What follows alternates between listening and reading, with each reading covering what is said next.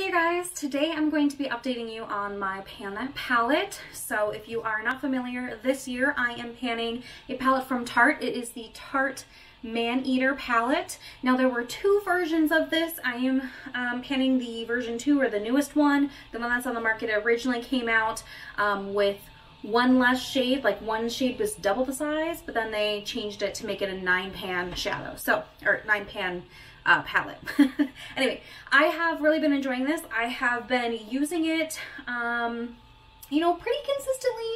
There were a few days there that, I don't here and there, but otherwise I do a little bit of wash of eyeshadow even from working from home. And now that it's summer, it's just kind of like a quick wash, but I'm happy with the looks I'm getting. I'm a neutral lover. I don't do anything like super colorful or, bold, but I do like what this has to offer. So let's just go ahead and dive into where I'm at. So this is what my palette looks like going into June.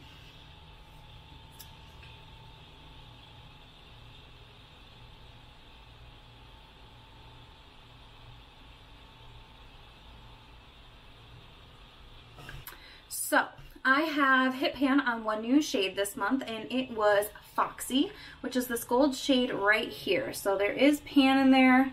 I'm hoping that you can see it. I previously had pan on these other 3 shades. So the matte white shade, the matte kind of like tan peachy shade, and then this champagne shade. But I did increase the size of the pan on those, particularly Meow, which is this white matte shade. So I'm pretty happy with the progress that I made. My main goal in May was to hit pan on this Foxy golden shade, and I'm so happy I did because I was so close, and I knew that it was going to be any day then, and then it finally happened. So I'm happy that it did happen. Talking through this palette though, like I said, I'm still enjoying it. The kind of standard looks that I'm using, Meow and Passion, so these 2 matte shades mixed together all over the lid up to the brow bone, and then I'm using this shade Purr, which is in the middle, as my crease shade. Sometimes a little bit of Passion mixed in there to lighten it up and help blend it. And then maybe a little bit of Saucy, which is this brown right here. This is probably one of the most tightly packed eyeshadows I've ever worked with. So it does have a good color payoff. It's not like it's hard pan. I can't make a dip in it. I use it most of the time, and honestly, like, it still has the word Tarte there. So the likelihood of me hitting pan on this shadow this month, or this year, let alone this month, is pretty low, but I assure you I am using it. And then I take like Foxy or Lace or like Mix or, half and half on my lid to just wash over the lid. And I've been really happy with that. You will see that here in the black shade called Catcall, there is a good dip in there. What I have been doing is I use this flat liner brush. This is an OG from e.l.f. I love it. So it's like truly a flat cut brush right here.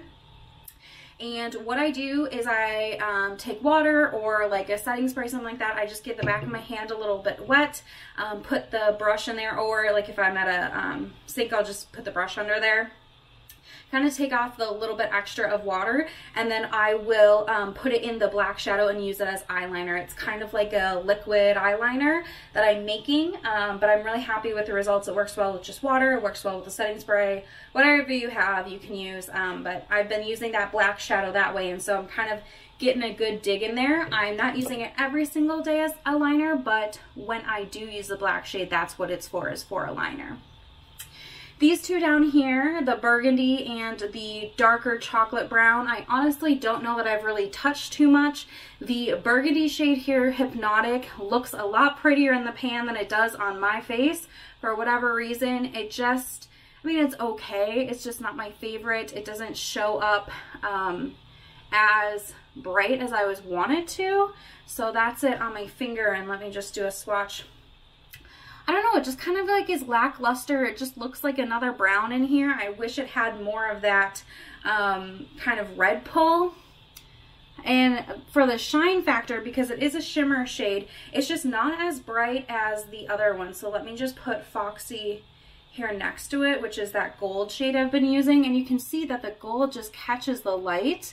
but this burgundy really doesn't do much for me. So, you know, I use it here and there, but it's not something that I really think I'm going to end up hitting pan on. So I would say in this palette, for me, these are the shades that you see right there that I'm probably actually going to hit pan on and, you know, show use in. This bottom corner, I'm just not really feeling like I'm able to get progress or get moving on it. So anyway, I think what I am going to do is I am very close to needing to repress this Meow shade right here, this matte white. So I do think I'm going to do that.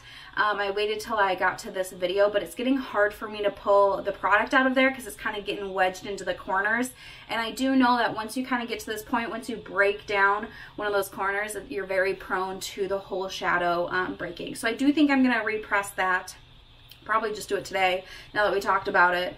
And then, you know, the rest of these I'm just working away with. The next pan I think I would hit, I guess, you know, I don't know, between the black and that transition shade, which one would be next. You know, the black I'm kind of digging down in there, but this transition and crease shade that I use in the middle there certainly has gotten a lot of wear because that's the only, you know, transition crease shade I'm using. So it's hard to tell because it's more of a flat wear on it, whereas the black, you know, I'm digging a brush in. So I guess we'll see.